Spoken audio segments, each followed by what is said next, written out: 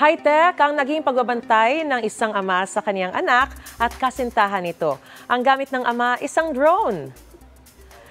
Yan ang trending video ni Migs Año Nuevo at kanyang girlfriend na si Jericar Eka Santiago habang nagchuchilak sila sa beach sa Masbate City. Pero wait! May nagbabantay up in the sky.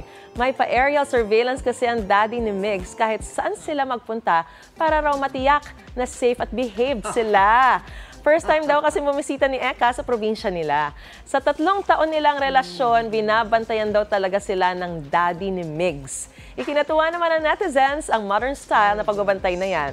Kaya naman may 3.5 million views na yan sa TikTok at mahigit 400,000 likes. Ayos!